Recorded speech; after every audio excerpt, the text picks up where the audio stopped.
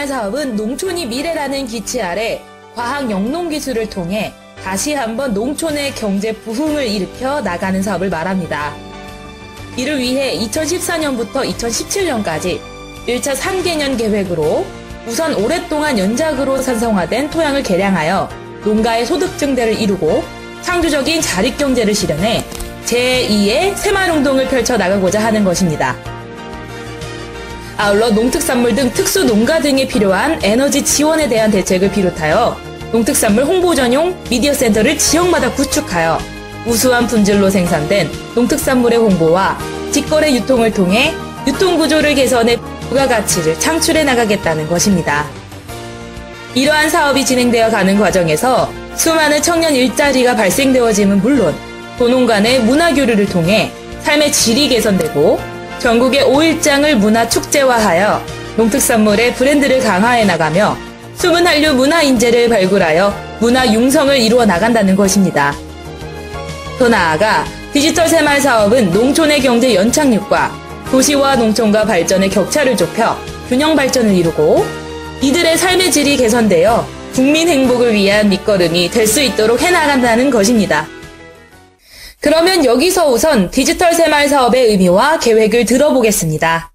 해방 이후 60, 70년대 극심한 가난을 극복하고 농촌을 중심으로 소득 증대를 이루어 산업 경제 부흥을 일으켰던 새마을 운동을 거울 삼아 시대에 맞는 민간 주도의 사회적 기업으로 발전시켜 고부가가치 창출과 창조 자립 경제를 통해 국민 행복을 이루어 나가는 새로운 새마을 문화운동이라고 보면 될 것입니다.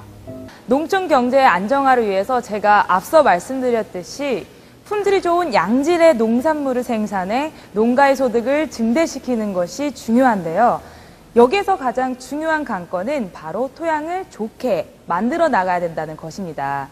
다양한 토양의 개량 방법들이 있지만 오늘은 디지털 새마을 사업의 일환으로 진행되는 과학 영농에 대해 살펴보겠습니다.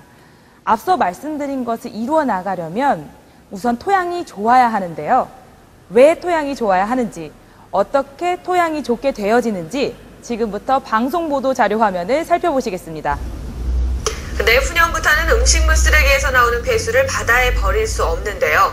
이 음식물 폐수로 비료를 만드는 방법이 개발됐습니다. 보도에 김선영 기자입니다. 음식물 쓰레기의 80% 이상이 건더기를 뺀 폐수입니다.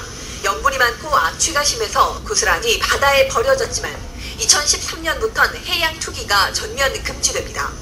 이 애물단지를 농업용 비료로 만드는 방법이 처음 개발됐습니다. 음식물 쓰레기에서 수분을 분리해 가져오면 미생물과 혼합하고 24시간 동안 5번에 걸쳐 발효 숙성을 반복하면 양질의 유기질을 다량 함유한 농업용 액체 비료로 탈바꿈됩니다. 이 과정에서 3ppm가량의 염분 농도가 퇴비 기준인 1ppm보다도 낮은 0.1에서 0.4ppm 수준으로 뚝 떨어지고 고질적 문제였던 악취까지 사라집니다. 염분 때문에 다들 반대를 하셨어요. 근데 저희가 해보니까 미생물에 의해서 염분을 잡았거든요.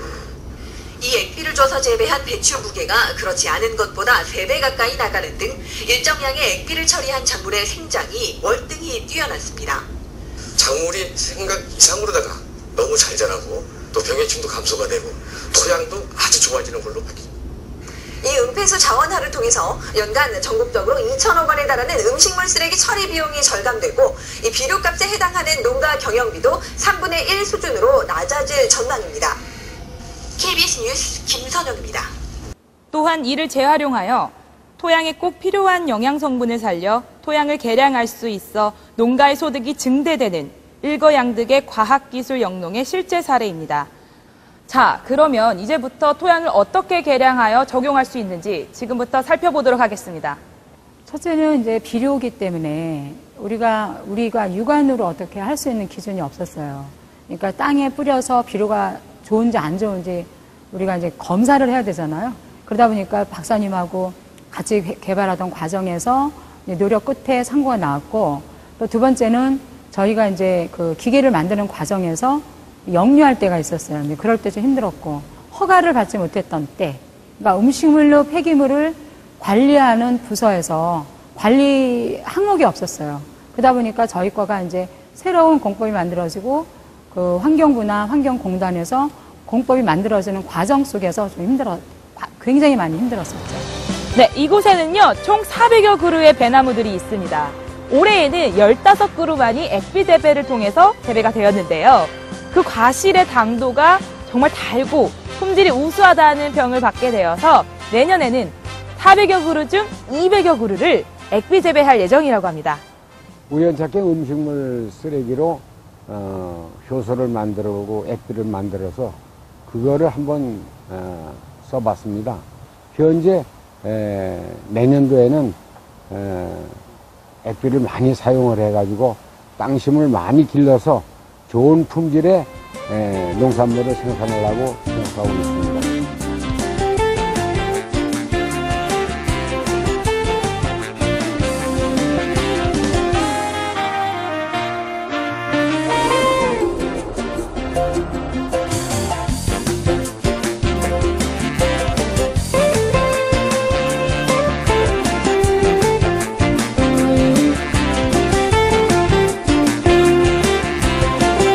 그러니까 이제 저쪽 거하고 이쪽은 음식물 폐수로 만든 액비가 이제 저건 시비가 안 된 거고, 요거는 된 건데 이만큼 수확의 차이가 있다는 얘기죠. 네.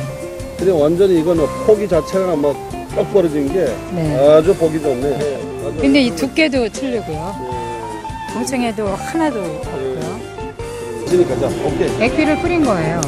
그러니까 이게 네. 완전히 이거하고 옆에 거하고 네, 네. 그러니까 이거는 청년하고 완전 어린이하고 네. 근데 갓의 네. 그 맛을 한번 보셔요.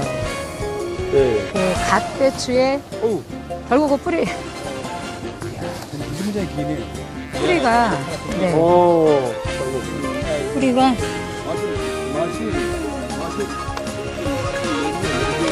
네, 이쪽은 일반 토양에서 재배한 배추들입니다. 그리고 또 다른 쪽에는요, 액비로 재배한 배추들이 자라고 있습니다. 제가 먼저 일반 토양에서 자라고 있는 배추를 한번 뽑아보도록 하겠습니다.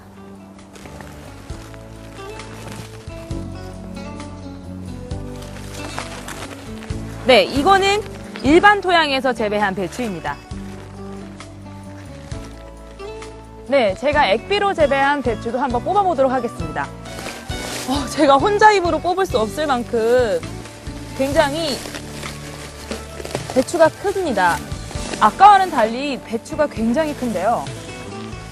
일반 배추와는 다른 사이즈를 자랑하고 있습니다.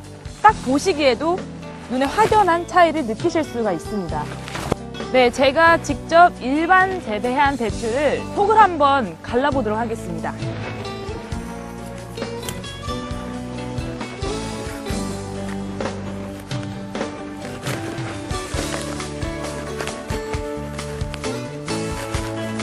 네. 일반 배추를 갈라놓고 그리고 액비로 재배한 배추의 속도 함께 보여드리도록 하겠습니다.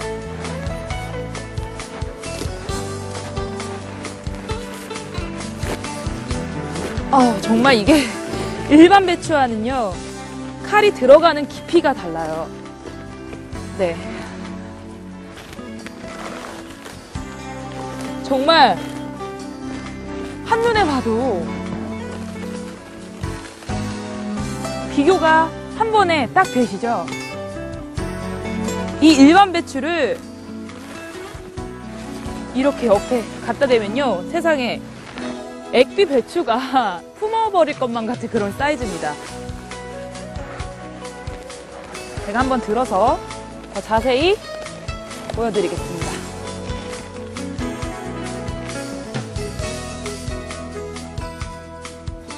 네, 이곳은 갓배추 밭입니다. 지금 제 양쪽에는요, 서로 다르게 자라나고 있는 갓배추들이 있는데요. 우선 이쪽은 액비로 재배한 갓배추들입니다. 그리고 이 오른쪽에는 일반 토양에서 재배한 갓배추들이 자라나고 있습니다. 네, 제가 한번 일반 재배한 갓배추를 뽑아보도록 하겠습니다.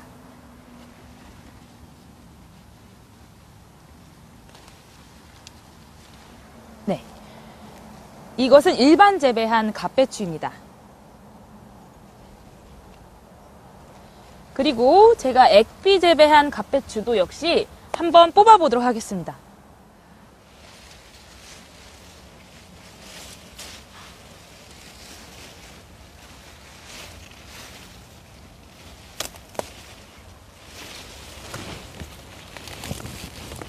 뿌리가 안 보일 만큼 정말 키가 훌쩍 자라 있는데요.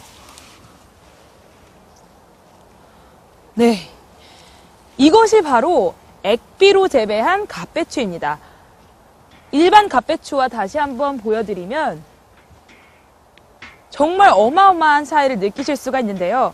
저는 이렇게 일반 갓배추와 액비 재배한 갓배추를 보면서 와, 정말 이 갓배추가 자라서 이 액비 갓배추가 되는 것이 아닌가라는 생각이 들 정도로 어마어마한 차이를 보여주고 있습니다. 네, 지금까지 액비를 사용해서 재배한 배추밭, 인천의 어느 한 농가에서 말씀드렸습니다.